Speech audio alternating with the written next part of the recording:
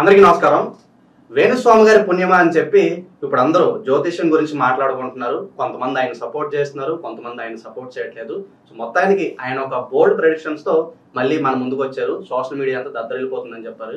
కొంతమంది సపోర్ట్ చేస్తారు, కొంతమంది సపోర్ట్ చేయట్లేదు. ఈ కాంట్రవర్సీ గురించి మనతో మాట్లాడడానికి ఇవాళ మన స్టూడియోలో ఇద్దరు జ్యోతిష పండితులు మనతో ఉన్నారు. ప్రొఫెసర్ ముల్లపూడి సత్యనారాయణ మూర్తి గారు, అలాగే జయశర్మ గారు మనతో ఉన్నారు. వారితో మాట్లాడదాం. గురుగారు నమస్కారం. నమస్కారం. గురుగారు, బయట గత 2 రోజులుగా మనం చూసాం జ్యోతిష్యం గురించి చాలా కాంట్రవర్సీ అవుతుంది. మన వేణుస్వామి గారు మళ్ళీ ప్రెడిక్షన్ ఆయన ఒక టేబుల్ గీసి మళ్ళీ చెప్పేశారు. 2027 తర్వాత నాగ చైతన్య, శోభిత దొలిపల వీళ్ళిద్దరు విడిపోతారని చెప్పి ఆయన అయితే మళ్ళీ సోషల్ మీడియా ముందుకు వచ్చి ఆయన స్టేట్మెంట్ ఇవ్వడం జరిగింది. అయితే కొంతమంది ఆయన తప్పుపడుతున్నారు. ఏమంటున్నారంటే, ముందుగా ఆయన నాగ చైతన్య జాతకం ఏదైతే ఉందో అది బేస్ చేసుకుని చెప్పారు. సో కొంతమంది ఏం చెప్తున్నారంటే, అలా ఎలా చెప్తారు, ముందు అమ్మాయి జాతకం పరిగణలోకి తీసుకుని అది బేస్ చేసుకుని మ్యాచ్ అవుతుందా లేదా అలా చెప్పాలి కదా, అసలు ఆయన చెప్పింది రాంగ్ అంటున్నారు. అసలు మీ దృష్టిలో మీరేమంటారు? ఒకరికి ఎవరన్నా వివాహం చేసే ముందు అమ్మాయి జాతకం పరిగణలోకి తీసుకుని తర్వాత అబ్బాయి జాతకంతో మ్యాచ్ చేయాలా, లేదంటే ముందు అబ్బాయి జాతకం పరిగణలోకి తీసుకోవాలి? మీరేమంటారు? ఇద్దరు మీ ఒపీనియన్ మీరు చెప్పండి. ఇద్దరిని తీసుకోవాలి, ఇద్దరు జాతకాలు పరిగణలోకి తీసుకోవాలి. అబ్బాయి నుంచి కళత్ర స్థానం, సప్తమ స్థానం, దాని నుంచి ఇలాంటి ఫీచర్స్, ఇలాంటి లక్షణాలు ఉన్న అమ్మాయి వస్తుంది అని తెలుస్తుంది అంతే.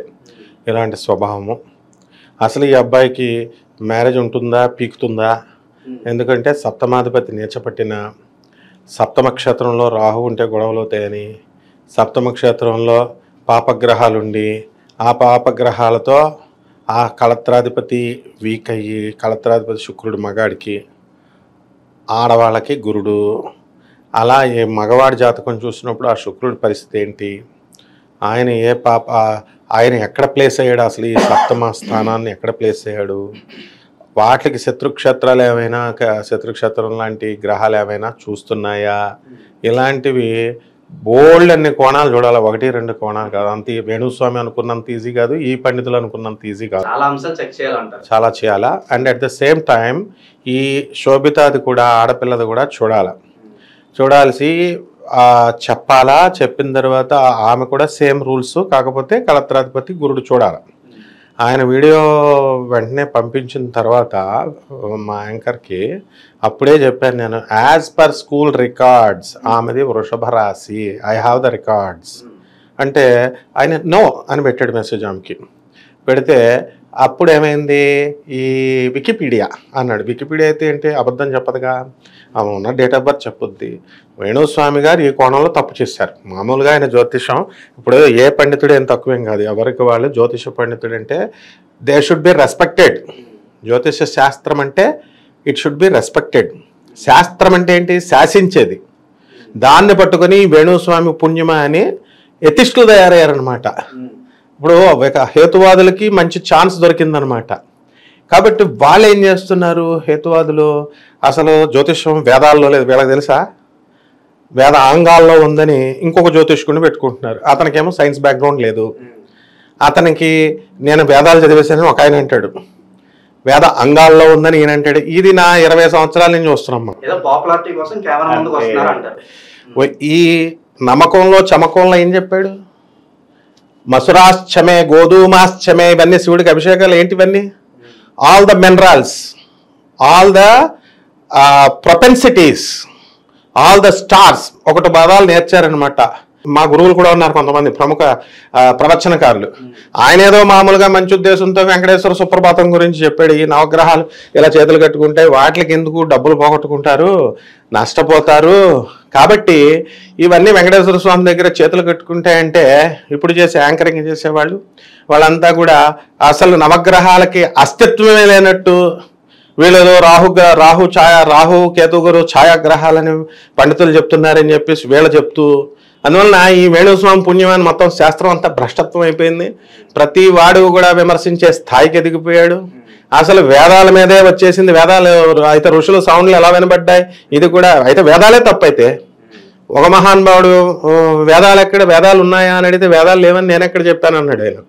మీ వేణుసారి కాంట్రవర్సీ అనమాట. ఆయన కొడుకు చచ్చారు కొంతకాలం. సో వేదాలు అనేటటువంటివి నీకు ఉన్నాయి అంటే ఉన్నాయి అంతే, నువ్వు లేవు అంటే సరిపోద్దా లేవని. జ్యోతిష శాస్త్రం అసలు నీకెందుకు, శాస్త్రం గురించి, శాస్త్రం ఉందా లేదా, నీకు వేణుస్వామి చేసింది తప్పా కాదా అది డిస్కషన్ చేసుకోండి ఫస్ట్. జ్యోతిష శాస్త్రాన్నే మీరు అది ఉందా లేదా చేసేంత మనకు చాలా సంవత్సరాలు వెనక వెళ్ళిపోయి ఎప్పటితో మనం వచ్చే చరిత్ర దీన్ని వాళ్ళు క్వశ్చన్ చేసే స్థితికి అయితే వచ్చేసారు. అంత సీన్ లేదు. వ్యక్తిగత జాతకాలకి ఏం కాదు, వ్యక్తిగత జాతకాలు ఏం చూడబడలేదు, అది చెప్పబడలేదు, ఏం కాదు. ఇప్పుడు కుజుడిని కంపారిటివ్ స్టడీ తీసుకో. కర్కాటక రాశిలో కుజుడు ఉన్న వాళ్ళని 100 మందిని కుక్కలు కరుస్తాయి. Why the same feature. కుజుడు పైల్స్ వ్యాధులు ఉంటాయి అంటే it may not be applied in all the cases. And అందువలన ఏం చేశారంటే సూర్యుడు ఉదయిస్తున్నాడు, సూర్యుడు మనకి ఇప్పుడే ఇక్కడ ఉదయిస్తున్నాడు, ఇక్కడ ఇండియాలో, అమెరికాలో అస్తమిస్తున్నాడు. మనకి డే అంటే వాళ్ళకి నైట్, వాళ్ళకి డే అంటే మనకి నైట్. అంత మాత్రాన అసలు సూర్యుడు అస్తమయాలు ఉదయించడాలు ఉన్నాయా? లేవు. బ్రహ్మ పదార్థం అంతే అనమాట. ఎప్పుడూ ఒకలాగే ఉంటుంది, రిఫ్లెక్షన్స్ ఒకలాగే ఉంటాయి.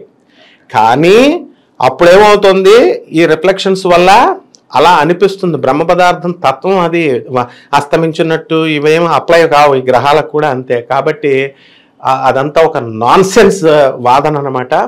సో ఈ వేణుస్వామి చెప్పిన దానికోసం ఇద్దరిది పరిశీలించాలా, అమ్మాయిది అబ్బాయిది ఇద్దరిది పరిశీలించాలి. అంతేగాని అమ్మాయిని బట్టి అబ్బాయిది, ఇప్పుడు ఆయన ఏం చేశాడు, మొత్తం వృషభ రాశి రా మొగుడా అంటే వినకుండా ధనుసు రాశికి సెట్టింగ్ చేసి ధనుస్సు నుంచి నాగ చైతన్యది కర్కాటక రాశి రాసే ముందు తప్పుగా ఎంచుకొని చెప్పేశారు. కావాలని సెట్ చేసుకున్నారు వాళ్ళు. అలా ధనుస్సు నుంచి కర్కాటకానికి అష్టమైంది అంటే ఆడపిల్ల నుంచి మగోడి దాకా 8 అయింది. ఆ మగోడి దగ్గర నుంచి కర్కాటక రాశి నాగ చైతన్యాది నుంచి ధనుస్సుకి 6 అయింది. అంటే అష్టము ఇక్కడ 6, షష్టము, షష్టాష్టకాలు అయినాయి. ఆయన ఏంటంటే షష్టాష్టకాలను ఒకటి బేస్ చేసుకొని అన్ని విడిపోతాయి అని చెప్తే ఎట్లా, షష్టాష్టకాలలో 100 మంది కాపురాలు చేసుకునే వాళ్ళు ఉన్నారు ఇప్పుడు. అలాగే కొట్టుకు చావకుండా కూడా మిగతా గ్రహాలు కూడా బలంగా ఉంటాయి. శుక్రగ్రహమో లేకపోతే గురుగ్రహమో ఏదో కళత్ర గ్రహమో, ఆ కళత్రాధిపతో ఏదో ఒకటి ఉంటాయి దృష్టిలు. అంతేగాని కేవలం ఒక లైన్ తీసుకొని చెప్తే దాన్ని అప్పుడు ఖండించలేకపోయారు. దాని మీద చర్చలు ఉండవు. శాస్త్రం ఉందా, జ్యోతిష శాస్త్రం ఉందా ఏంటి, పంతుళ్ళంతా పిచ్చోళ్ళ? జ్యోతిష శాస్త్రాన్ని చెప్పిన వాళ్ళు అసలు ఎవరు అడిగారు మిమ్మల్ని వ్యక్తిగత జాతకాలు ఇవి అని ఏదో అంటున్నారు. ఎవరు అడగడు. ఇప్పుడు నీది నాది వేసుకుంటే ఎవడన్నా చూస్తాడా? సెలబ్రిటీస్ వేసుకుంటే చూస్తాడా? వ్యక్తిగత జాతకాల్లోకి వెళ్ళిపోకూడదు. వ్యక్తిగత జాతకాల్లోకి ఎంతవరకు చెప్పాలి? ఆయన ఏం చదువుకున్నాడు ఎవడని చెప్తున్నాడా? ఆయన ఎంత కెరీర్ చేశాడు, ఎంత సంపాదించాడు, ఇన్కమ్ ట్యాక్స్, నాగార్జున ఆస్తి ఎవరైనా చెప్పగలుగుతారా? నాగ చైతన్య ఆస్తి ఎవరైనా చెప్పగలుగుతారా? మరి అవే సీక్రెట్స్ అయినప్పుడు జాతకాల్లో వాళ్ళ జాతకాల్లో జీవితాల్లో జరిగేవి ఏంటో అవి కూడా సీక్రెట్స్ గానే ఉంటాయి. కాకపోతే ఇతను అట్లాగా చెప్పుకొని మరి ఏ ఉద్దేశంతో ఎక్స్పోజ్ చేశాడో, శాస్త్రాన్ని పండితుల్ని అవహేళన చేయించడానికి వేరే వాళ్ళకి తాళం ఇచ్చినట్టు అయిందనమాట. నాయన గురుగారు మీరు చెప్పండి, ముందుగా మరి జాతకం చూసే ముందు ఎవరి జాతకాన్ని ముందుగా పరిగణలోకి తీసుకుని ఇవన్నీ చూడాలంటారు? మీరు చెప్పండి. ఈ కాంట్రవర్సీ ఏదైతే వేణుస్వామి గారు ఉందో, ప్రధానంగా ఎవరి వ్యక్తిగత జాతకము వాళ్ళ వ్యక్తిగతంగా వస్తే పరిశీలన చేయాలే కానీ ఇంకొకరి జాతకాన్ని మనకు ఇలా బహిర్గతంగా వీడియోలు చేసి దాన్ని అనేక రకాలుగా వాడకం చేసి పేరు సంపాదించడం అనేది మంచిది కాదు. అది ఎందుకంటే ఎవరి ఇది వాళ్ళకు ఉంటుంది. అది ఇంకో విషయానికి వస్తే, ఇప్పుడు వాళ్ళ సెలబ్రిటీస్ జాతకాలు అనే దానికి వస్తే ఏది కరెక్టు, వాళ్ళ డేట్ ఆఫ్ బర్త్లు అనేవి కొంతవరకు నాకు తెలిసినంత మటుకు నేను బయట విన్నదాని ప్రకారంగా కొన్ని నిగూఢమైన రహస్యంగా దాచిపెడుతుంటారు. పైన ఒక డేట్ ఆఫ్ బర్త్ వేసుకొని ఉండటము, లేదా నక్షత్రాన్ని కానీ దానికి సంబంధించినటువంటి ఏడాదిని కానీ మార్చుకొని బర్త్డేస్ చేసుకోవటం కానీ ఇవి నేను విరివిగా కొంతవరకు విన్నాను ఇదివరకు కూడా. అది కరెక్ట్ కాదు అని చెప్పి నాకు కూడా అనిపించింది. అయితే కొందరివి సంవత్సరాలు మార్పులు చేస్తున్నారు. ఇప్పుడు పెద్దల గురుగారు ఏదైతే చెప్పారో షష్టాష్టకాలు అనేటువంటివి కొన్ని శుభ షష్టాష్టకాలు ఉంటాయండి.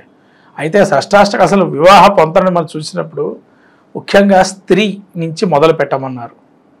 స్త్రీ యొక్క రాశి నుంచి మొదలు పెట్టుకొని పురుష రాశికి లెక్క పెట్టుకోవడం అనేది షష్టాష్టకం. మనం ఏంటంటే ప్రతి జాతకంలో కూడా రాశి కూటాదులు కాకుండా కొన్ని వర్ణాలకి కొన్ని విధాలుగా పెట్టారు. అవన్నీ కూడా చూసుకోవాలి. ఇప్పుడు వేణుస్వామి గారు చెప్పినట్టు వీళ్ళకి ఒక నక్షత్రాపతి ఇక్కడ ఉన్నాడు, లేదా ఈ రాశి ఇక్కడ ఈ ఫలితాన్ని ఇస్తుంది అనేది ఎవరు కూడా ఆస్పెక్ట్స్ చూడాలా, దృష్టులు చూడాలా, ప్లస్ గ్రహం యొక్క క్షేత్రాలు చూడాలా, తర్వాత వాటి డిగ్రీలు చూడాలా, అస్తంగత్వం చూడాలా.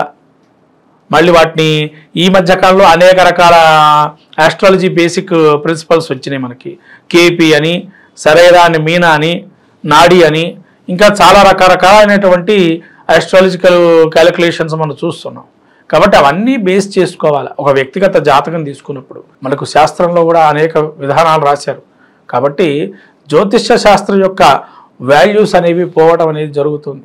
కాబట్టి ఈ వాల్యూస్ పోకుండా ఆ ప్రాచీన యుగం నుంచి ఈ కొత్త యుగానికి అలవరుచుకొని వెళ్ళటం మంచిది. ప్రతిదీ పర్టికులర్గా మనము 2వ స్థానం, 7వ స్థానం, 11వ స్థానం, ఒకవేళ ద్వితీయం వివాహం చూసుకునేటట్లయితే 8వ స్థానం, 3వ స్థానం చూడాలి. ఎందుకంటే భార్య వల్ల లాభాలు అనేవి తెలుస్తాయి. అలా మనకు ఏమన్నా మంచివా కాదా, వాళ్ళు పెద్దవాళ్ళు, వాళ్ళ నాన్నగారు వాళ్ళు కూడా అంతా పెద్దవాళ్ళు, వాళ్ళంతా ఇదంతా చూసే వాళ్ళకు వ్యక్తిగత జాతకాలు పరిశీలన చేసే ముందరికి వెళ్ళి ఉండొచ్చు. అంతేగాని ఏదో ఈ అబ్బాయి జాతకంలో ఇట్లా ఉంది, ఈ అమ్మాయి జాతకంలో ఇలా ఉంది అనేది కరెక్ట్ కాదది. వాళ్ళన్నీ చూసుకొని వెళ్తుంటారు. అందులో ఆ ఎంగేజ్మెంట్ జరిగిన రోజు కూడా అద్భుతమైనటువంటి ఉత్తరా నక్షత్రం.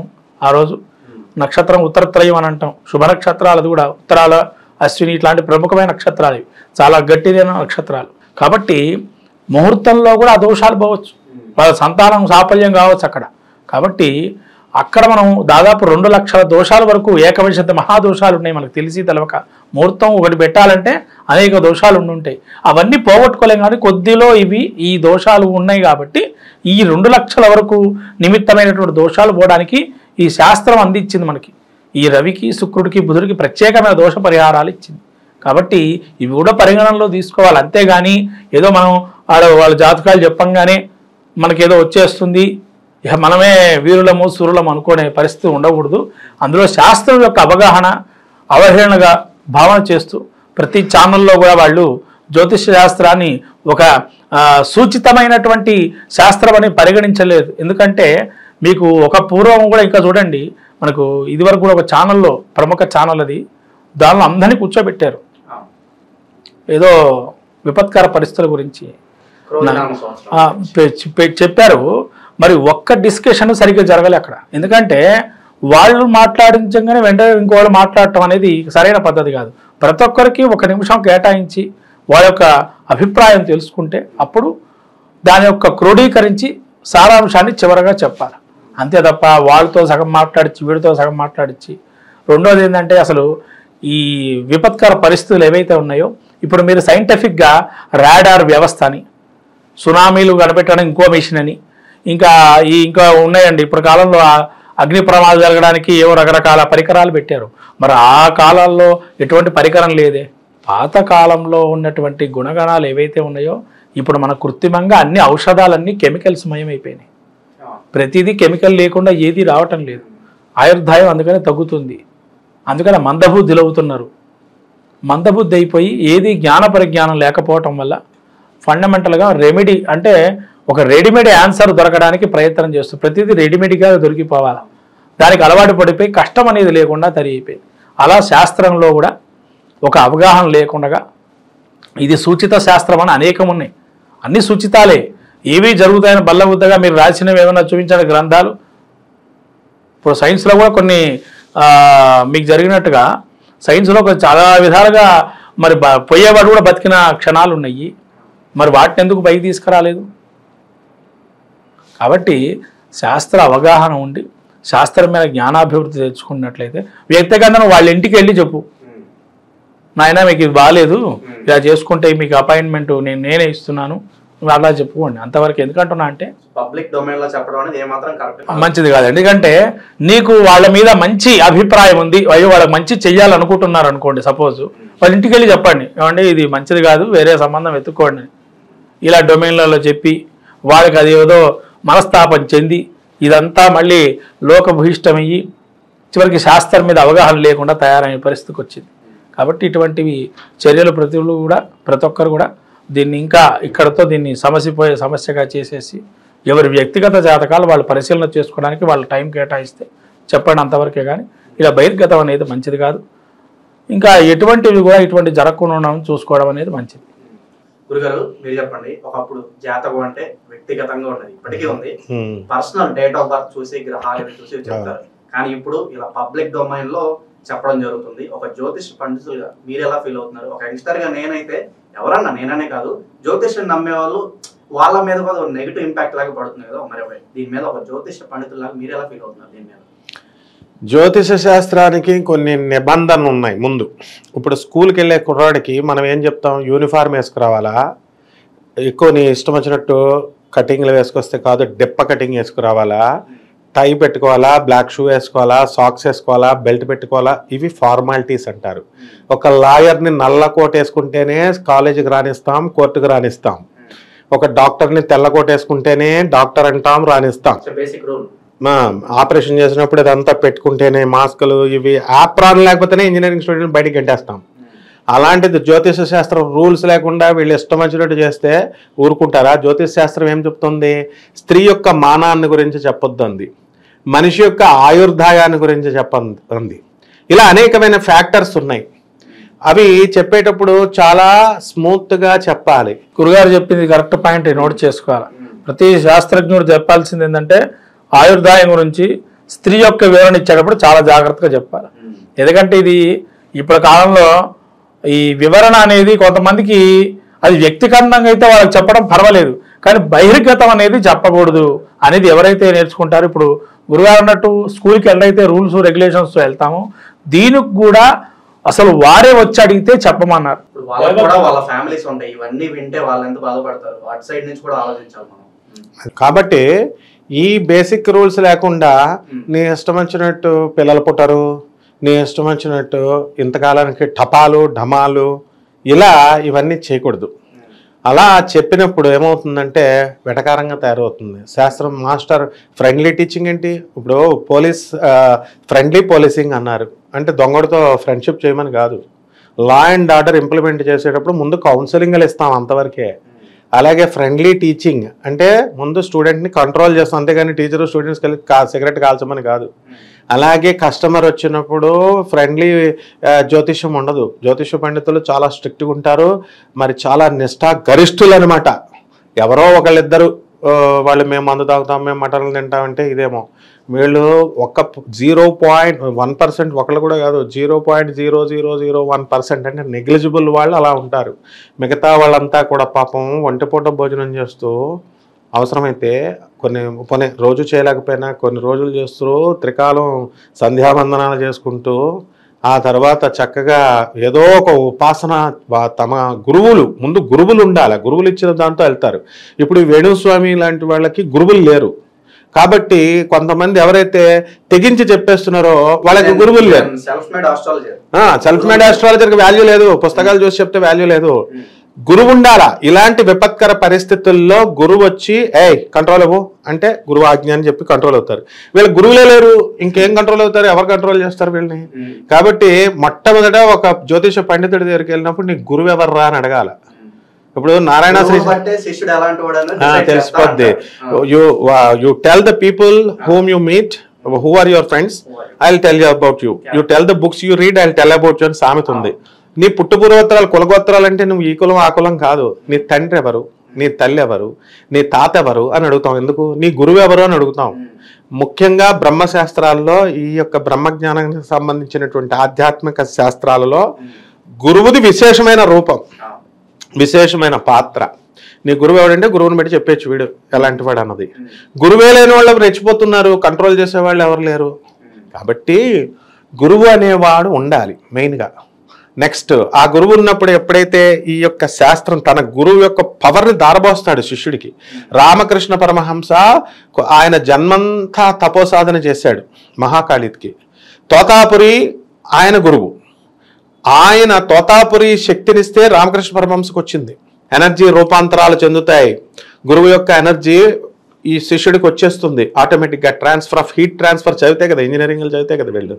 కాబట్టి ఆ హీట్ ట్రాన్స్ఫర్ ఎలాగైతే ఉందో ఎనర్జీ ట్రాన్స్ఫర్ జరుగుతుంది. గురువు లేరు కాబట్టి వీళ్ళకి కంట్రోల్ చేయడానికి లేదు. వాళ్ళు ఇష్టం వచ్చినట్టు ఎవరు ఇష్టం వచ్చినట్టు మాట్లాడతారు, ఎవరు ఇష్టం వచ్చినట్టు. ఈ మీడియా ఛానల్స్ కూడా అలాగే తయారైపోయినాయి. వీళ్ళకి గురువులు లేరు కాబట్టి వీళ్ళు ఏం చేస్తున్నారు, ఏదో డిబేట్లు పెట్టేస్తున్నారు. వస్తారు, పోనీ డిబేట్లలో అరిచేసుకుంటారు, సామరస్యంగా చెప్పుకునేది లేదు. జనాలు కూడా ఇవే వీటిలో ఎంకరేజ్ జనాలు చూస్తున్నారు, సాడిస్టులు, జనాలు సైకోఫాన్సీస్ అంటారు.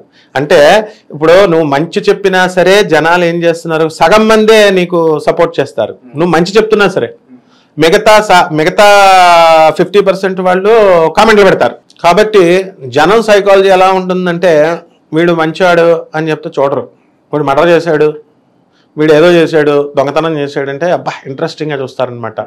కాబట్టి పోకిరి సినిమాలో అలా చక్కగా చూపిస్తారు. మీరు చెప్పండి, ఇప్పుడు జనాలు ఏదన్నా మంచి చెప్తే వినడానికి రెడీగా లేరు, వ్యక్తిగత జీవితాల్లో ఏం జరుగుతుందో తెలుసుకోవడానికి ఎక్కువ ఇష్టపడుతున్నారు. అందుకే ఇప్పుడు బిగ్ బాస్ లాంటి షోలు ఎక్కువ పాపులర్ అవుతున్నాయి. దీని మీద మీరేమంటారు? అంటే అది ఆ షో ఏంటంటే యాక్చువల్గా దాని యొక్క ప్రధాన అంశం నేను చూస్తున్నప్పుడు ఒకసారి 2 సార్లు సీజన్లో చూశాను. యాక్చువల్ ఏంటంటే అది ఒక జాయింట్ ఫ్యామిలీలో ఎలా ఉంటేదో దాన్ని వాళ్ళు విభజన చేసి చూపించారు అక్కడ బిగ్ బాస్ సంబంధించి. జాయింట్ ఫ్యామిలీలో అనేక రకరకాలైనటువంటి వ్యక్తిగతమైనటువంటి అభిప్రాయాలు ఉంటాయి. ఆ అభిప్రాయ భేదనలు తెలుసుకోవటం, ఒకటే ఉంటే అనేక రకాలైనటువంటి అభిప్రాయ భేదాలు ఉన్న వాళ్ళు ఏ విధంగా ఉంటారు అనేది, నిలదొక్కుంటారా లేదా అనేది ప్రపంచానికి చూపించారు. మరి ఇటువంటి వాళ్ళు అందులోకి వస్తారు అని అంటే, ఇప్పుడు వాళ్ళ సెలబ్రిటీస్ అయిన వాళ్ళు చాలా మందికి వస్తున్నారు. దానిలో కూడా వాళ్ళు ఏం చేస్తున్నారంటే బిగ్ బాస్ షోలో ఎంచుకుంటున్నారు ప్రతి ఒక్కరిని. అంటే వాళ్ళ యొక్క నిష్ణాతమైన తెలివి, వ్యక్తిగత నిష్ణాతమైనటువంటి ఏదైతే జ్ఞానం ఉందో, అంటే వాళ్ళు చదువుకున్న నాలెడ్జ్ ఏదైతే ఉందో ఆ నాలెడ్జ్ కావచ్చు, లేదా వాళ్ళు సంఘంలో ఎటువంటి గౌరవాలు ఉన్నాయో అవన్నీ చూసుకొని వాటిని బట్టి వాళ్ళని తీసుకొని వాళ్ళ రూల్స్ కండిషన్స్కి శుద్ధపడి దానిలో బిగ్ బాస్ షోలో పెడుతున్నారు. మరి ఈ మధ్య వేణుస్వామి గారు కూడా పెట్టారని అన్నారు. మరి వేణుస్వామి గారు కూడా అందులో కంటెస్ట్ చేస్తున్నారు, ఆ లిస్ట్ లో ఫైనల్ అయినట్టు వార్తలు వస్తున్నాయి. మరి మీ పరంగా ఆయన అక్కడ సర్వైవ్ అవుతా అంటారా?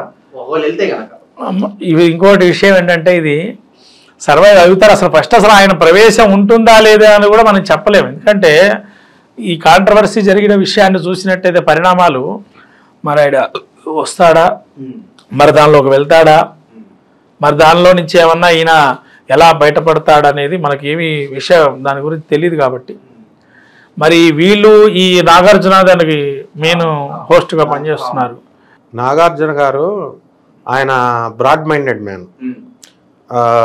ఒక ఇంటర్వ్యూలో మీలో కోటీశ్వరుడు దాంట్లో ఒక అమ్మాయితో ఇంటర్వ్యూ చేస్తున్నారు, గేమ్ ఆడుతున్నారు. ప్రోగ్రామ్ చేస్తుంటే నీ ఫేవరెట్ హీరో ఎవరు అని అడుగుతారు. ఆ అమ్మాయి మహేష్ బాబు అంటుంది. ఇక్కడ నీకు మీలో కోటీశ్వరుడు ప్రోగ్రాంలో ప్రైజ్ మనీ ఇవ్వాల్సింది నేను, మహేష్ బాబు కాదు అని స్పోర్టివ్గా తీసుకుంటాడు ఆయన. సో ఫస్ట్ ఈయన ఉండాలిగా, ఈయన ఒక యాటిట్యూడ్ ఉంది కదా. ఆయన వెళ్ళిన తర్వాత అక్కడ అహంకారంతోనో లేకపోతే ఆయన చెప్పే మాటలతోనో వీళ్ళతోనో ఇమ్మడాలి, అన్ని సంవత్సరాలు ఓపిక ఉండాలి, సహనం ఉండాలి, ఇవన్నీ ఉండాలా. అలా లేకపోతే రాలేరు. కాబట్టి అలాగే ఈ యొక్క బిగ్ బాస్ ఎంట్రీ అనేటటువంటిది అది జరుగుతుందో జరగదో తెలియదు, కానీ ఆ తర్వాత విషయం అది. కానీ ముందుగా ఫస్ట్ ద కాన్సెప్ట్ అది ఏంటి అని చక్కగా మన గురువు గారు వివరించారు. ఆ జాయింట్ ఫ్యామిలీ జనరల్ కదా. అప్పుడు నీ తప్పులు నేను చెప్తే నువ్వు ఇష్టపడవు, పక్కనోడి తప్పులు చెప్తే చాలా ఇష్టం. మనం పక్కనోడికి ఏం జరిగింది, నాకు సీట్ రాపోయినా పర్లా, పక్కనోడికి ఆ సీట్ రాకూడదు. నీకు ఒకటి చెప్తాను, ఈ జనాల సైకాలజీ చెప్తున్నా. ఒక మనిషి తపస్సు చేస్తున్నాడు, తపస్సు చేసి వరం పొందాడు. వాడు అవతలాడు వాడి శత్రువు ఉన్నాడు, వాడికి తెలిసింది వీడు తపస్సు చేశాడని. ఒక వరం పొందాడు కదా, వాడు కూడా మొదలెట్టాడు, వీడి శత్రువు అనమాట. వాడు కూడా తపస్సు చెప్పి మొదలుపెట్టిన తర్వాత ఏం చేశాడు, శివుడు ప్రత్యక్షం అయిపోయాడు రెండో వాడికి కూడా. సో వీడి గొడవ వీడు ఆడొచ్చు కదా, స్వామి ఫస్ట్ వాడికి నువ్వేం వరం ఇచ్చావు అని అడుగుతాడు. వాడు ఒక కన్ను పీకేమన్నాడు వాడిది అన్నాడు. ఇచ్చేసారా అంటే ఇచ్చేసానంటే నాకు 2 కళ్ళు పీకేండి అంటాడు. అంటే ఏంటి, వాడు నీకు ఇచ్చిన దానికి డబుల్ ఇమ్మన్నాడు అంటాడు ఆయన. నీకు ఇచ్చిన దానికి డబుల్ ఇమ్మన్నాడు వాడు అని. ఇద్దరు ఒకేసారి తపస్సు మొదలెట్టారు కదా అనేసరికి, అయితే నాకు ఒక కన్ను పీకేండి అంటాడు వీడు. అంటే దాని అర్థం దాని శత్రువుకి 2 కళ్ళు పీకేమని. ఇలా జరిగిందనమాట. గురువింద గింజ తన క్రింద ఏముందో చూసుకోదు, పక్క వాళ్ళే చూస్తారు.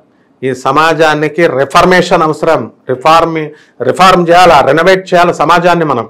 వీళ్ళు ఎంత మంచిగా చెప్పినా సరే కామెంట్స్ ఏంటి ఎంత మంచిగా చెప్పినా సరే సగం వర్గం చూడు, నువ్వు ఎవరి వీడియో అన్నా చూడు, ఎవడు ఒక్కడిని సపోర్ట్ చేయడు. ఒక మంచి అంటే ఒకడు అందరికీ మంచి ఉండాలిగా. ఆ మంచి అనేది ఇప్పుడు ఇది మంచి అన్నము అంటే అన్నమే కదా యూనివర్సల్గా. మంచికి సగం మంది చేస్తారు, సగం మంది కోతి వేషాలు వేస్తారు. మరి అటువంటిప్పుడు ఇంక నీకు ఎప్పుడు డెవలప్ అవుద్ది? సగం జగన్ మంచోడు అంటారు, సగం చంద్రబాబు నాయుడు మంచోడు అంటారు. అంటే ఇది ఎప్పుడూ ఉంటుంది. సో అటువంటిప్పుడు కేర్ చేయాల్సిన అవసరం. ఇలా కరెక్ట్ మగుడు వేణుస్వామి. అసలు జ్యోతిష శాస్త్రాన్ని రాసింది పరాశర మహర్షి కాదు, మా వేణుస్వామి. మా వేణుస్వామి. మా వేణుస్వామి జ్యోతిషానికే సార్వభౌముడు, పితామహుడు. నేను అనేకమైన ఇంటర్వ్యూస్లో చెప్పాను. మరి శ్రీవాణి గారు చక్కగా ఏం చెప్పారు ఆవిడ, మరి మీడియా వాళ్ళందరినీ చక్కగా. అసలు దీన్ని స్టార్ట్ చేసింది ఎవరు? గురుగారు మరి అంత పితామహుడు అంటున్నారు కదా, మరి ఇలా పబ్లిక్ డొమైన్ లోకి వచ్చి చెప్పడం ఏంటండి? మరి పితామహుడు అంటే ఆయనకి నాకు తెలుసు, మేము ఇద్దరం వాడుకునే లాంగ్వేజ్ కోడ్ని బట్టి మామూలు ప్రజలకు అర్థమయ్యేది వేరు. పబ్లిక్ డొమైన్లోకి ఆయన రావడం తప్పు కాదు, ఆయన చెప్పిన అంశాలు తప్పు, కొన్ని చెప్పకూడదు. ఇప్పుడు భార్యాభర్తలు ఇద్దరు ముందు శుభం పలకరా పెళ్ళికొడుకు అంటే పెళ్ళికూతురు ముండ ఎక్కడ చచ్చిపోయింది అన్నాడు. మరి అట్లా అనకూడదు కదా అలా సామెత. కాబట్టి శుభం అప్రియం న బ్రూయాత్, శుభం బ్రూయాత్ అని శాస్త్రం చెప్తుంది. బేసిక్ ఫండమెంటల్ రూల్ లేదు ఆయనకి. కాబట్టి బేసిక్ ఫండమెంటల్ రూల్ ప్రకారం అశుభాలు చెప్పకూడదు. శుభమాని వాళ్ళు పెళ్లి చేసుకుంటుంటే ఎంత జనం అంతా కూడా ఎందుకు హర్ట్ అయిపోయారు? శుభమాని పెళ్లి చేసుకుంటుంటే మీకు ఈయన ఇలా అన్నాడని. కాబట్టి ఇంకా ఒక ఎక్స్టెంట్కి వెళ్ళిపోయి పిల్లలు పుట్టరనో లేకపోతే ఏదేదో అన్నారని ఇంకా మండిపోయింది, అందరికీ తిరగబడిపోయారు. కాబట్టి ఇవి ఆయన తెలుసుకోవాలి. వేణుస్వామిలో నాకు నచ్చిన గుణం ఏంటంటే ఆయన్ని సారీ చెప్పాలి, ఆ జగన్ రాకపోతే విపరీతంగా ట్రోలింగ్ అయిన టైంలో నేను వేరే ఛానల్లో ఇంటర్వ్యూ చెప్తున్నప్పుడు అక్కడికి ఆయన వచ్చేవాడు వేణుస్వామి గారు. మీరు ఆ తప్పు చెప్పినప్పుడు మనం సిగ్గుపడాల్సిన పని లేదు. జ్యోతిషం మనం ఏమైనా బ్రహ్మలమా? కొన్ని తప్పులు అవుతాయి, సారీ చెప్పాలి అని నేను చెప్పినప్పుడు చక్కగా వచ్చి సారీ చెప్పాడు. మరి ఇంక నేను చెప్పను అన్నాడు వారం. మా వాడిది చేంజింగ్ మెంటాలిటీ, ఒక వీక్ కూడా ఉండదు, చంచల స్వభావం. వెంటనే ఒక వీక్లో మళ్ళీ ఇది రిలీజ్ చేశాడు. చేశాడు. ఎలా ఉందంటే చక్కగా హుందాతనంగా ఉండాలా, కసి కొద్దీ డబ్బులు సంపాదించమంటాడు. ఇప్పుడు కూడా అప్పుడు ఆయనేమీ తగ్గడం లేదు, ఆయన కానీ వాళ్ళ మిసెస్ శ్రీవాణి గారు కానీ. ఆవిడ చెప్పింది కరెక్ట్ ఇంటర్వ్యూలో. ఛానల్స్ అన్నీ కూడా కుటీర పరిశ్రమలో ఎవరు వాళ్ళు పెట్టుకునేసరికి పెద్ద ఛానల్స్ వాళ్ళకి మండి ఇలా చేస్తున్నారు. మరి మీరే కదా ఇప్పుడు ఇటువైపు డాక్టర్ని ఇటువైపు జ్యోతిష పండితుల్ని పిలిచి ఒక పేషెంట్ హాస్పిటల్లో పెద్ద పొలిటికల్ లీడర్ ఉంటే ఐసీయూలో ఉంటే వీడు ఉంటాడా పీక్తాడా? ఇది పెట్టింది వాళ్ళే. ఒక తుఫాన్ జరుగుతుంటే ఇది ఎంత నష్టమా లేకపోతే అసలు జరుగుద్దా జరగదు? జ్యోతిషం మీద డిబేట్లు ఏంటి అసలు? నీ ఇష్టం వచ్చిన వాటి మీద డిబేట్లు పెట్టుకోవాలి, టీవీ ఛానల్స్ యూట్యూబ్ ఛానల్స్. జ్యోతిషం మీద డిబేట్ ఏంటి? నువ్వేమన్నా సైన్స్లో పెర్ఫెక్ట్వా? నువ్వేమన్నా ప్రతిదానికి సైన్స్ అని పదాలు వాడతారు. నువ్వేమన్నా వేదంలో పెర్ఫెక్టా? ఇలా బిల్డప్ ఇచ్చే భరద్వాజ మహర్షి 4 సార్లు ఆయుర్దాయాన్ని పెంచుకుంటే బ్రహ్మదేవుడు నవ్వుకొని 4 గుప్పిట్లు ఇచ్చి ఇది చేసుకోరాను ఆయన, 4 వేదాలు నువ్వు కాదు నాకే తెలియదు అన్నాడు ఆయన. మాట్లాడితే వేదాలు మళ్ళీ ఇది పెద్ద శాస్త్రం కాదని ఏదో పెద్ద వీళ్ళు 4 వేదాలు చదివేసిన 4 క్వశ్చన్స్ అడిగితే 4 పన్నలు అడిగితే చెప్పలేరు వీళ్ళు.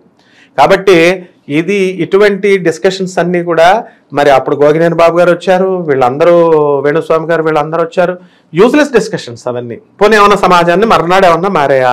వీళ్ళు తీసుకున్న నిర్ణయాలతో ఏమైనా రెజల్యూషన్స్ పాస్ చేసుకొని కొంచెమైనా మార్పు వచ్చిందా? అది లేదు. ఈయన ఒకడు అమాయకుడిగా దొరికాడు. ఇప్పుడు ఈయన ఎక్కేస్తున్నారు, ఇలా చెప్పకూడదు ఆయన చెప్పకూడదు, ఆయనకు బుద్ధి లేదు, ఆయన చెప్పాడు, మళ్ళీ క్షమాపణ చెప్తాడు.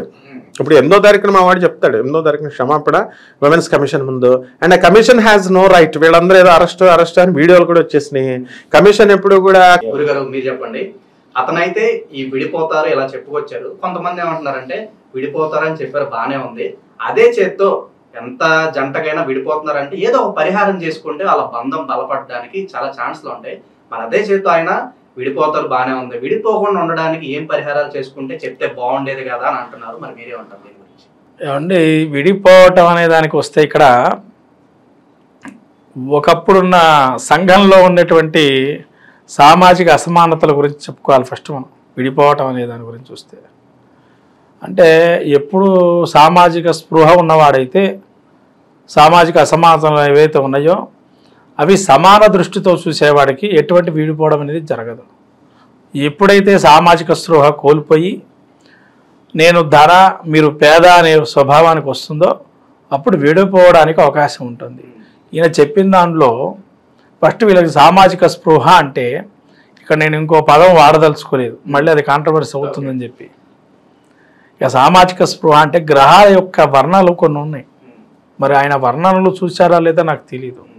వర్ణాల బట్టి కూడా మనకు చెప్పారు, ఈ వర్ణం పలానా, ఈ వర్ణం ఉంటే ఈ వర్ణం యొక్క స్వరూపం అని చెప్పి, ఈ వర్ణం ఇలా ఉంటే ఈ వర్ణంలో ఉంటారని చెప్పి మనకు శాస్త్రం చెబుతుంది. మరి ఈ వర్ణంలో ఇప్పుడు వర్ణన ఏదైతే ఉందో వర్ణం వేరు, వర్ణన వేరు. వర్ణం అంటే డొనేటింగ్ బై వన్ సిస్టమ్, అది మీకే తెలుసు. సామాజికాన్ని నేను ఇక తీసుకొని దాన్ని మాది మీకు తెలిసిన విషయం. సామాజిక స్పృహలో ఎన్నైతే ఉన్నాయో సామాజికమైనటువంటివి ఏవైతే ఉన్నాయో వాటిని కూడా మనం అక్కడ పరిశీలన చేస్తారు. అలా ఉంటే కనుక విడిపోయేటట్టయితే కనుక అక్కడ కనుక మిస్ మ్యాచ్ అయ్యేటట్టయితే, ఇదే మిస్ మ్యాచ్ అంటే ఏంటంటే సామాజికమైనటువంటి లోపాలు ఉంటే గ్రహ వర్ణాల్లో అప్పుడు దే ఆర్ నాట్ డివైడెడ్ అనేది గుర్తు, అంటే సపరేట్ కారు. ఇది మాత్రం ఇప్పటి కాలం వరకు ఎవరికి అంతంత మాత్రంగానే తెలిసింది. మరి ఎంతప్పటికీ వీరికి రెండో వివాహం ఉంది లేదా మూడో వివాహం ఉందని చెబుతున్నారు. శాస్త్ర ప్రకారంగా అక్కడ బహుభార్యత్వమో బహుభర్తత్వమో ఏదో సంథింగ్ అనేది అక్కడ రాసి ఉంది. కానీ అది ఎలా అన్వయించాలో వీళ్ళకి తెలియటం లేదు. ఇక్కడ ఇప్పటి కాలంలో అన్వయించడం అనేది ఇప్పుడు మోడర్న్ ఆస్ట్రాలజీ అండి. ఒకప్పుడు ఆస్ట్రాలజీ వేరు. ట్రెడిషనల్ ఆస్ట్రాలజీలో మీరు ఇప్పుడు ఏవి కన్సల్ట్గా మార్పులు చేర్పులు కాలాన్ని బట్టి మార్పులు అనేవి జరుగుతున్నాయి. ఇప్పుడు గజకేసరి యోగం అన్నారు ఎగ్జాంపుల్. వీడు ఏనుగు ఎక్కి వెళ్తాడా అంటే నెక్స్ట్ రోజు వైల్డ్ లైఫ్ వచ్చి తీసుకెళ్ళి జైల్లో వేస్తారు. ఏనుగు ఎక్కినందుకు గాను నీకు రైట్ లేదు, అది దాన్ని హింసించావని చెప్పి. గజకేసరి యోగం అంటే ఇప్పుడు గజకేసరి యోగం ఏంటి మరి? అత్యధిక ఖరీదైనటువంటి హెలికాప్టర్లు, ఫ్లైట్స్ ఎక్కడం, ఎయిర్ క్రాఫ్ట్స్ ఎక్కడం, అది ఇప్పుడు కాలంలో. మరి వీళ్ళు అన్వయం ఎందుకు చేయట్లేదు? ఆ కాలంలో అలా అశ్వాలు ఎక్కడము, ఇప్పుడు ఎక్కకపోవటం అనేది. అంటే ఇప్పుడు అశ్వాలు అంటే ఏంటంటే బైక్స్, ఖరీదైన స్పోర్ట్స్ బైక్స్, ఖరీదైన కార్లు, ఒక లగ్జరీ బ్రాండ్ ఉండేటువంటి కార్లు. అంటే ఇవన్నీ కూడా ఆ కలిసి అన్వయం చేసుకుంటే దాని పరిష్కార మార్గం అనేది వస్తుంది. అంతే తప్ప ఇక మాకు తెలిసిందే వీరికి రెండో మ్యారేజ్ అయిపోద్ది, ఈ మ్యారేజ్ టపార్ పోతుంది. ఇప్పుడు కల్కి అవతారం అశ్విని అశ్వం మీద వస్తాడు అంటారు. అశ్వం మీద రావడం అంటే గుర్రం మీద రాడు, సెలెస్టియల్ బాడీ, ఇదొకటి పదాలు వాడుతున్నారు కదా, అలా రాడు. మామూలు నార్మల్ మనలాగే పుట్టాడు కృష్ణుడు కూడా ద్వాపరయుగంలో రోహిణి నక్షత్రంలో సంపుటిలో. ఇప్పుడు అశ్విని నక్షత్రంలో పుడతాడు అంతే అన్నమాట. అశ్విని నక్షత్రంలో కొన్ని లక్షల మంది పుడతారు, రోహిణి నక్షత్రంలో బోళ్ళు మంది పుడతారు. నేను కృష్ణాష్టంలోనే పుట్టా, రోహిణి నక్షత్రంలోనే పుట్టా, అయితే కృష్ణుడు అయిపోతామా? అలా ఆయన ఆ యొక్క అశ్విని నక్షత్రంలో ఆయన చెప్పినట్టు, గురువుగారు చెప్పినట్టు ప్రస్తుతం దానికి గజకేసరి యోగం అంటే సుఖవంతమైన వాహనాలు, ఏనుగెక్కినంత గౌరవం, ఏనుగెక్కిస్తారు కదా అలా అని చెప్పాలన్నమాట, అన్వయించాల. అంతేగాని మిడిమిడి జ్ఞానంతో శాస్త్రాన్ని అవహేళన చేయకూడదు. ఇప్పుడు శ్రీవాణి గారు చక్కగా ఒక్క మాట ఫైనల్గా ఏం చక్కగా చెప్పారంటే, ఇన్ని మీటింగ్లు పెట్టినా వీడియోలు తీస్తారు, అయితే మరి అందులో మళ్ళీ వేణుస్వామి లేకపోతే ఎవరు చూడరన్నారు. కరెక్ట్, అది అహంతో చెప్పిన ఆమె చెప్పింది 100% కరెక్ట్. ఆమె హావభావాలు పాపం ఆవిడేదో మోనోపలిజంతో చెప్తున్నట్టు, ఏదో డిక్టేటర్షిప్తో చెప్తున్నట్టు అలా ఏం కాదు, అలా పరిగణ తీసుకోకూడదు. వాళ్ళు ఎలా చెప్పిందన్న దాంట్లో ఎసెన్స్ తీస్తారు మేధావులు. ఎసెన్స్ తీసి ఈమె చెప్పింది ఎంతవరకు కరెక్టు, వేణుస్వామి గారు చెప్పింది. ఇప్పుడు ఆయన సెలబ్రిటీ జాతకాలు అంటే సరదా, ప్రజలకి సరదాగా అమితాబ్ బచ్చన్ గురించి చెప్తాం, సరదాగా నాగార్జున సరదాగా అంటారు. కానీ వాళ్ళ వ్యక్తిగత జాతకాలు చెప్పడం తప్పు. వ్యక్తిగత జాతకాలు చెప్పారు, ఈయన కెరీర్లో బ్రహ్మాండంగా ఎదుగుతాడు, ఈయన టాప్ అవుతాడు, టూప్ అవుతాడని చెప్పాలా. అంతేగాని ఈయన పెళ్ళాలు వదిలేస్తారు. ఇప్పుడు కొత్తగా వచ్చే అమ్మాయి పాపం శోభిత హర్ట్ అవుదా, ఆమెకు గుండె దడ రాదా?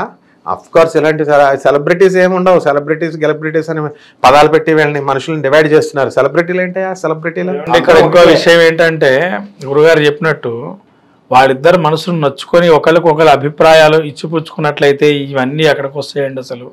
అంటే వాళ్ళ బాండింగ్ అనేది ఇప్పుడు ఆవిడ చెప్తుంది ఒక ఇంటర్వ్యూలో, ఎప్పటి నుంచి పరిచయం అంటే పలాని చెప్పుకుంటూ వచ్చింది. మరి వాళ్ళ పరిచయం ఆ సినిమా నుంచి ఉందన్నప్పుడు వాళ్ళ బాండింగ్ ఎలా ఉంటే ఇప్పటికీ ఈ స్థాయిలోకి వస్తుంది. కాబట్టి అది వాళ్ళ వ్యక్తిగతంగా వాళ్ళకి ఇచ్చిపుచ్చుకునే ధోరణి, మనిషి ఒపీనియన్లు తెలుసుకోవటం, వాళ్ళ ఒపీనియన్ వీళ్ళు తెలుసుకోవడం, అండర్స్టాండింగ్ అనేవి కంపల్సరీ ప్రతి మనిషికి అది ఇంపార్టెంట్. అలా అయిన తర్వాతనే ఒక ప్రోగ్రెసివ్నెస్కి వచ్చి ఓ ప్రోగ్రెసివ్ డెసిజన్ తీసుకోవటం, తర్వాత పెద్దలు మాట్లాడుకోవటం జరుగుతుంది. కాబట్టి ఇప్పుడు ఏదైతే జరిగిందో అలా జరిగిందండి, ఇలా జరుగుతుందండి అని చెప్పడం కాదు. వాళ్ళిద్దరు బాగుంటే వీళ్ళేం చేసేది? వేణుస్వామి గారు చెప్పిన జాతకం కూడా మరి పోయిందని అంటున్నాం. ఎందుకు పోయిందని అంటే వాళ్ళిద్దరు బాగుంటే ఇంకా ఈ జాతకం ఏముందండి. ఇప్పుడు మీరు నాకు బాగా బయట సమాచారం ఏంటంటే అసలు వీళ్ళ జాతకం ఉదాహరణకి ఒకప్పుడు కాలంలో జాతకాలే చూసుకునే వాళ్ళు కాదు. మరి ఇప్పుడు ఏంటంటే హైలైట్ అయిపోయిన జాతకాలు ప్రతి ఒక్కరికి. అంటే ఒకప్పుడు ఏంటంటే జాతకాలతో సంబంధం లేదండి, కుటుంబ వ్యవస్థ అనేది సంబంధం. కుటుంబంలో వాళ్ళు ప్రతిదీ తల్లిదండ్రులకి అనుగుణంగా నడుచుకునే తత్వం ఉండేటువంటి వారు, మగవారు కానీ ఆడవారు కానీ. అప్పుడు ప్రతిదీ పెద్ద విషయాన్ని చేసుకునేవారు ఎవరు కాదు, సర్దుకుపోయే తత్వం ఉండేది. ఇప్పుడు కాలంలో సర్దుకుపోయే తత్వం కన్నా అపోజిషన్ అంటే వ్యతిరేకత ఎక్కువ ఏర్పడుతుంది. ఎందుకు అంటే ఒకడు పైకి వస్తే ఇంకోటి ఏడుస్తున్నారు, అదే కుటుంబంలో ఉన్నవాడు ఉన్న పరిస్థితి చూస్తుంటే బయట. అయితే ఇక్కడ కూడా ఏంటంటే ఒకళ్ళు ఏడుపు అనేది తగులేటప్పటికి ఏమైపోతుంది, వాళ్ళ జీవితాలు కొంతవరకు ఇబ్బందులు కలగటం. అదే ఒకళ్ళు మనం ఇండికేషన్ చేసి చూపించలేము, బయట వాళ్ళు ఉండొచ్చు, కుటుంబంలో ఉన్న వాళ్ళు ఉండొచ్చు, అది మనకు తెలియదు. కాబట్టి ఇక్కడ ఏంటంటే వాళ్ళు కుటుంబ వ్యవస్థ బాగుంటే ఈ దోషాలు కూడా కొన్ని వాళ్ళ యొక్క మైత్రి సైన్స్ అంటారు. గురుగారు దోషాలు అన్నారు కాబట్టి చెప్తున్నాను. గురుగారు ఒక ప్రచారం అయితే జరుగుతుంది నాగేశ్వరరావు ఫ్యామిలీకి ఈ కాల సర్ప దోషం ఉండటం వల్లనే ఇలా రెండో పెళ్లి జరగటం కానీ, అలాగే మన అఖిల్ ఎంగేజ్మెంట్ ఏదైతే ఉందో ఇలా స్పాయిల్ అవడం జరిగింది. సో వీటిలో ఆ దోషం వల్ల ఇవన్నీ జరుగుతుంది అని అంటున్నారు. సో మీరేమంటారు? ఎగ్జాక్ట్లీ 100%. ఇప్పుడు నాగేశ్వరరావు గారు ఆయన బంజారా హిల్స్లో రోడ్ నెంబర్ 1లో సాక్షి డౌన్లోనే కేర్ హాస్పిటల్ ఉంది కదా, కేర్ హాస్పిటల్ పక్కనే భాస్కర్రావు గారి ఇల్లు, పక్కనే మా ఇల్లు. ఓకే, ఆ డౌన్లోనే దాన్ని ఎదుర్కొండగానే నాగేశ్వరరావు గారి కుమార్తె నాగసుశీల ఆవిడ ఉండేవారు. ఆమె చనిపోయారు. ఆమె నాగేశ్వరరావు గారు ఆ కాలం నుంచి మాకు తెలుసు. ఎవరైనా స్టూడెంట్స్ నీలాంటి వాళ్ళు చదువుకుంటుంటే అడగకుండా కూడా మీ అబ్బాయి అమెరికా వెళ్తున్నాడు కదా 15-20 లక్షలు వాళ్ళ దాంట్లో వీసా రావడం కోసం బ్యాంక్ అకౌంట్ చూపించి మళ్ళీ వెనక్కి ఇచ్చేస్తే తీసుకునేవారు తర్వాత. అలాగే అమల గారు నాకు 20 సంవత్సరాల పైన ఫ్రెండ్. నాకు బ్లూ క్రాస్లో కుమారి గారిని ఇప్పుడు కూడా వర్క్ చేస్తారు. ఆవిడ నేను ఈ అఖిల్ చిన్న పిల్లోడు 6th క్లాస్ ఆవిడ కూర్చుంటే అఖిల్ కమ్ హియర్ అనేవాడిని. అమల గారు వాళ్ళ అమ్మగారు ఆవిడ ఫారినర్, ఆమె మేమంతా కలిసి ఇంకో మూర్తి గారిని ఉంటారు, మొత్తం అంతా కలిసి మేము బ్లూ క్రాస్ యాక్టివిటీస్ అన్నీ చేసేవాళ్ళం. అలా రకరకాల ఎంతోమంది వెటనరీ డాక్టర్స్ మారారు, బ్లూ క్రాస్ యాక్టివిటీస్ చేసాము. అమల గారు చాలా డీసెంట్ పర్సన్, ఆమె వెరీ డిసిప్లిన్డ్ ఉమెన్. వాళ్ళ అమ్మగారు తప్పు చేస్తేనే మా అందరినీ వాయించి పడేసేది. చిన్న పేపర్ పెడితే ఇప్పుడున్న వాళ్ళు ఆమె తీయరు, ఆమె ఆ కాంపౌండ్లో పడితే ఆమె తీసి డస్ట్బిన్లో స్వయంగా వేస్తుంది.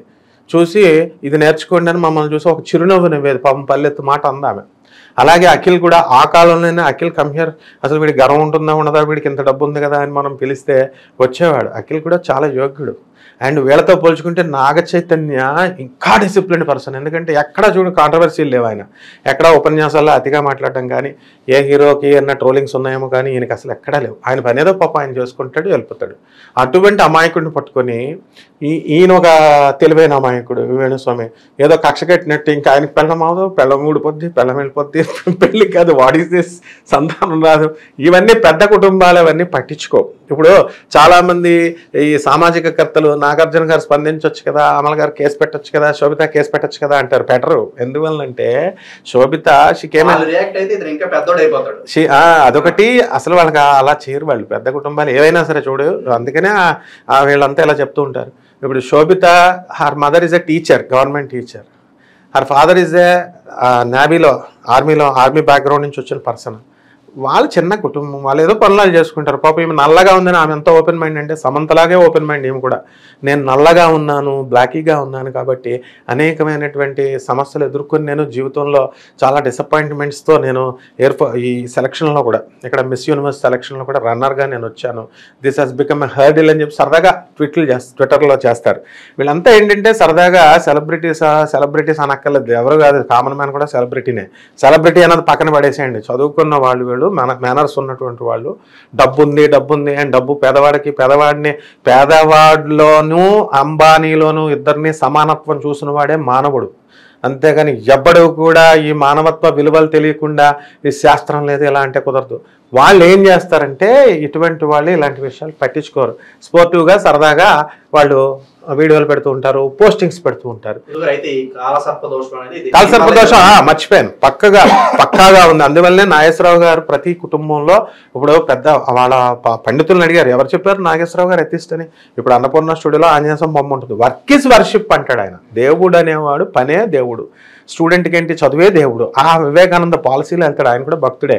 ఒక నాస్తికుడు అనేవాడు ఉండడబ్బా, అస్తి నా ఆస్తికుడు అంటే ఏంటి, దేవుడు అనేవాడు ఎగ్జిస్టింగ్ ఉన్నాడు అని అన్నాడు.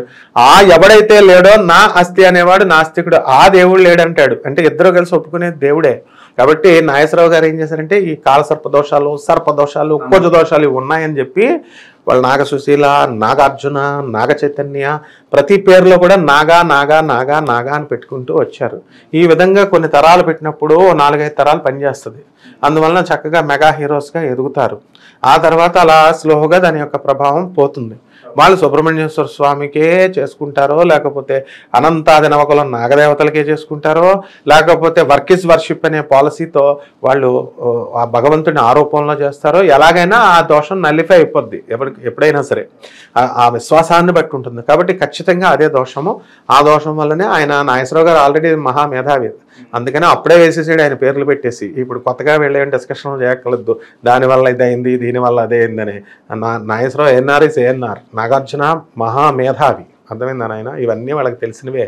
మీరేమంటారు, ఈ కాలసర్ప దోషం నిజంగానే దీని ఇంపాక్ట్ అనేది ఉంటుందంటారు? అంటే ఈ సర్పదోషాలు, ఈ పితృశాపాలు అనేవి ఏవైతే మనం చెప్పుకుంటూ ఉంటాం శాస్త్రంలో, మరి ఇవి ఉన్నాయా అంటే ఒక 3 తరాలు అనేది బాధిస్తాయని చెప్పి మనకు చెబుతున్నారు. 3 తరాలు ఏంటండి అంటే మనకు డివిజబుల్ సంఖ్య అనేది 3 అండి.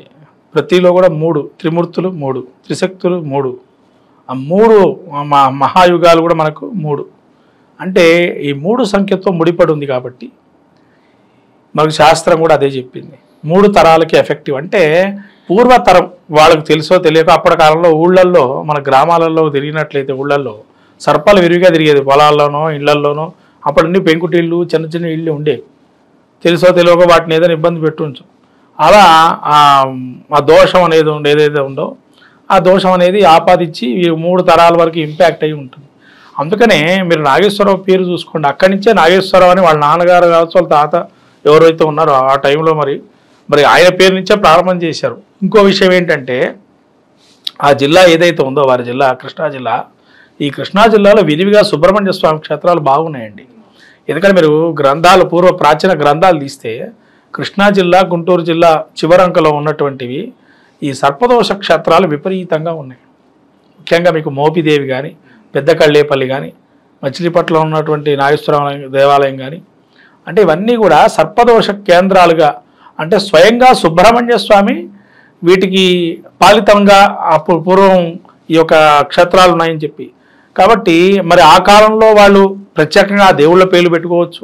మీరంటే సర్పదోషాలు ఉంటాయి కనుక ఈ 3 తరంలో 3వ తరంగా వీళ్ళు ఉండొచ్చు. వీళ్ళకి కనుక సంతానం కలిగితే ఖచ్చితంగా పురుష సంతానం అయితే ఖచ్చితంగా వీళ్ళ లైఫ్ అనేది బాగుంటుందండి. ఇక్కడి నుంచి తర్వాత వాళ్ళ జనరేషన్ అంతా కూడా. కాబట్టి ఎటువంటి దోషాలు అనేవి ఇంకా తర్వాత పోతాయి. ఒక 3 తరాలే బాధిస్తాయి. 3వ తరం నుంచి ఇంకా అవతల నుంచి అన్ని మామూలుగా మంచి పొజిషన్స్ ఉంటారు. కాబట్టి వాటికి సంబంధించి గురుగారు చెప్పినట్టు దోషాలు ప్రక్రియలన్నీ పెద్దవారు వాళ్ళ నాగేశ్వరరావు అన్ని చూసే ఉంటారు. ఆ టైంలో ఆయన అన్నట్టు ఆంజనేయ స్వామి ఏదో వాళ్ళకి తెలిసిన విధానంగా సినిమాలో ఇప్పుడు ఆయన నాగ చైతన్య కొబ్బరికాయ కొట్టి చూపించాడు కూడా, వీడియోలో ఉంది. కాబట్టి ఇవన్నీ కూడా వాళ్ళ అంతర్గతమైనటువంటి దేవతారాధనలు ఏవో చేసుకొని ఉంటుంటారు. ప్రతి ఒక్కరూ కొంత అనేది ఉంటుంది, దాని మీద అవగాహన ఉంటుంది. ఎందుకంటే చూపించుకోకుండా ఎవరైనా జాతకం వ్యక్తిగతంగా వాళ్ళ యొక్క పురోహితుడిగా కావచ్చు, వాళ్ళకు ఆస్థానంగా ఎవరైనా ఒకళ్ళు ఉండొచ్చు, వాళ్ళ దగ్గర చూపించుకొని పరిహారాలు మార్గాలు చేసుకునే ఉంటారు. అంతేగాని ఇక మనం చెబితే పరిహారాలు వాళ్ళకి జరుగుతాయని ఏం లేదు. ఎవరు వ్యక్తిగతంగా వాళ్ళ పరిహారాలు చేసుకుంటూ ఉంటారు. అది కూడా మనం గమనించాలా. అంతేగాని వేణుస్వామి గారు అలా జరుగుతుందని ఎప్పుడైతే అన్నారో, ఏది ఉన్నా అట్లాంటి వ్యక్తిగతమైనట్టు మీకు వాళ్ళకి మంచి చేయాలనుకుంటే వాళ్ళ దగ్గరికి వెళ్ళి చెప్పండి, లేదా ఫోన్ చేసన్నా మాట్లాడండి. అంతే తప్ప ఇలా బహిర్గతం చేయటం వల్ల శాస్త్రం యొక్క అవగాహన పోతుందని ప్రధాన అంశం ఇక్కడ. శాస్త్రం ఎప్పుడైనా శాస్త్రంగానే చూడాలి, వాటి యొక్క అవగాహన రాహిత్యం ఉండాలి దాని మీద.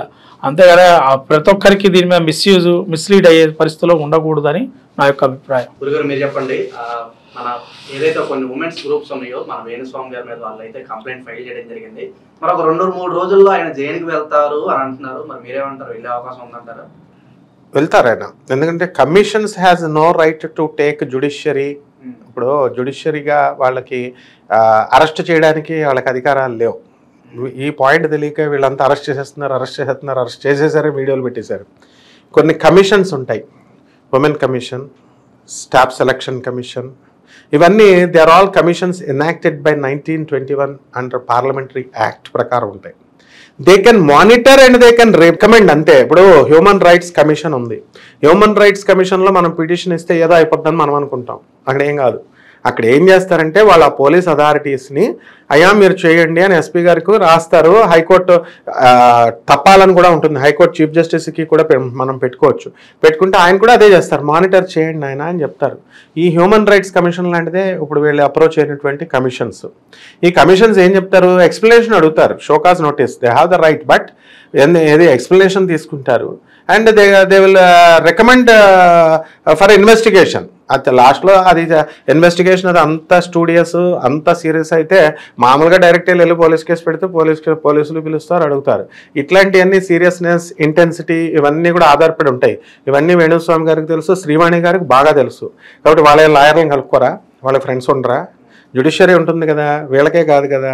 సో ఏంటంటే మీడియాలో హైప్ రావడం కోసం ఇంకేమన్నా అరెస్ట్ అయిపోయి వెళ్ళిపోయాడంటే ఆయన ధీమాగా ఆయన ఆఫీస్లో ఇంకా మరి ఎంత చేస్తున్నా సరే వేణుస్వామి గారి కస్టమర్స్ ఎందుకు వస్తున్నారు, 4 కస్టమర్లు ఆయన ఇంటికి పెట్టారు, లైన్లో ఉన్నారు. ఆ లోపల I'm in office, I'm working very seriously, లోపల పూజలు జరుగుతున్నాయని ధీమాగా చెప్పాడు ఆయన. కాబట్టి లాయర్లను కన్సల్ట్ చేస్తారు, వెళ్తారు. సో కమిషన్స్ ఏంటంటే మానిటర్ చేస్తాయి అండ్ ఇన్వెస్టిగేషన్ ఎక్స్ప్లెనేషన్ అడుగుతుంది, వెళతారు, ఎక్స్ప్లెనేషన్ ఇస్తారు, క్షమాపణ అడుగుతారు, రాసిస్తారు. ఇలాంటి ప్రాసెస్ ఉంటుంది. సో ఆ ప్రాసెస్ ప్రకారం జరుగుతాయి అన్నమాట. సో ఈ యొక్క లాని ఎవరైనా సరే కంటెస్ట్ చేస్తాడు, అవసరమైతే కంటెస్ట్ చేస్తానని ఆమె చెప్తుంది కదా. అంతేకాదు she has given her the warning also, indirect warning ఇచ్చింది. ఏం జర్నలిస్టుల మీద ఉన్న దేవుళ్ళ, జర్నలిస్టుల మీద కేసులు పెట్టలేమా అని. ఎవరైతే రెచ్చిపోయి ఇచ్చేస్తున్నారో ఇప్పుడు వాళ్ళు ఈయన మీద పెట్టినప్పుడు వీళ్ళు వాళ్ళ మీద కూడా పెడతారు. రెసిప్రొకేషన్ ఉంటుంది కదా, ఏదైనా తానా అంటే తందానా, మీ ఇంటికి మా ఇల్లు ఎంత దూరం అంటే మీ ఇంటికి మా ఇల్లు ఎంత దూరం అని ఉంటుంది. సో దీనికి భయపడాల్సినటువంటి పని లేదు. అయితే బుద్ధి లేని తత్వం, అది బుద్ధి లేని పని ఆయన చేసింది.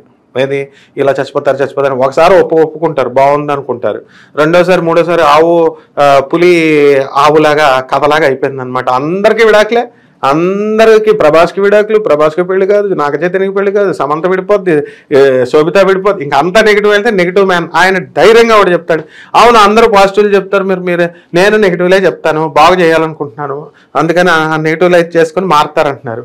గురుగారు చెప్పినట్టు నెగిటివ్లు చెప్తే వాళ్ళు ఇంటికి వెళ్ళి చెప్పాలా. ఈయనకి అపాయింట్మెంట్ ఉండదో. ఇప్పుడు మీరు అడుగుతున్నారు కదా ఏమైందండి నాగార్జున గారు మరి బిగ్ బాస్లో తొక్కేస్తాడేమో అంటే, నా వెంకటేష్ గారు రమణ అని ఒక ఆయన తొక్కేశారు.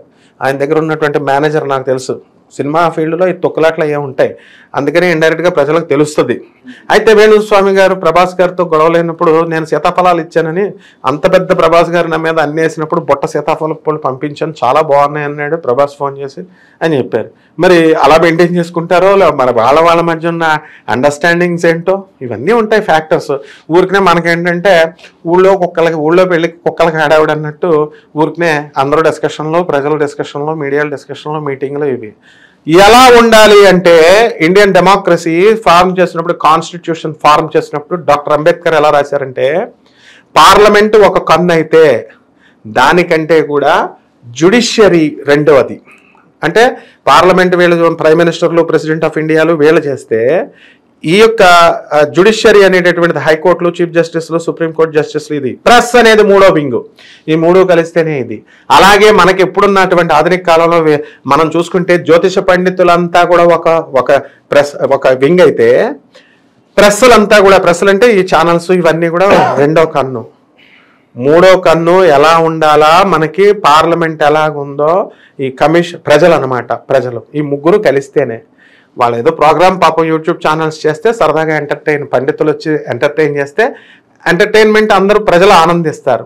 ఇప్పుడు ఇలా భయపెడితే ఇంకా ఏ పండితులు వస్తారు, ఎందుకు చెప్తారు, ఎవరికి అవసరము, వ్యక్తిగత జాతకాల కోసం ఎవరి బిజినెస్లు వాళ్ళు చేసుకుంటారు.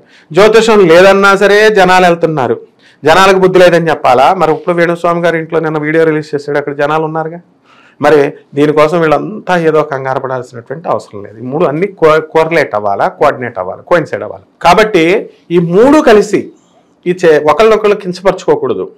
ఇప్పుడు సెలబ్రిటీస్ వాళ్ళు ఆనందించేది, వాళ్ళు పాపం వాళ్ళు డ్యాన్సులు చేసి ప్రోగ్రాములు చేసి ఇచ్చేస్తారు, మరి వాళ్ళంతా ఎంటర్టైన్ చేస్తున్నారు, వాళ్ళకి మనం మనశ్శాంతి కలిగించాలి. ఇలాంటివి చెప్తే పాపం ఇంకా టెన్షన్లు పడతారు వాళ్ళు. రెండోది, ప్రజలు పాపం మనం చెప్పే వీడియోస్ని బట్టి అరే వాళ్ళు సీరియస్గా తీసుకునే ఉంటారు. వెకిలిగాళ్ళు చాలా మంది ఉంటారు. వెకిలిగాళ్ళ సంగతి వదిలేయి, వాళ్ళకి ఎలాగో నాలెడ్జ్ రాదు, వాళ్ళకి ఎలాగో తల్లిదండ్రులకు తిండి పెట్టరు, వాళ్ళు ఎంత మంచి చెప్పినా కూడా కామెంట్స్ పెడుతూ ఉంటారు, వాళ్ళ సంగతి వదిలేయి.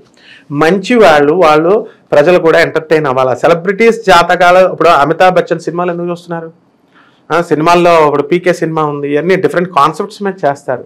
సెలబ్రిటీస్ చెప్పొచ్చు ఎలాగా, ఏమండి మీరు ప్రధానమంత్రిగా చక్కగా మంచి చేయగలుగుతారు, యోగాలు ఉన్నాయి అది అని. మళ్ళీ జగన్ గెలుస్తాడా, ఈయన గెలుస్తాడా, మరి ఇది పెట్టిందే మీడియా.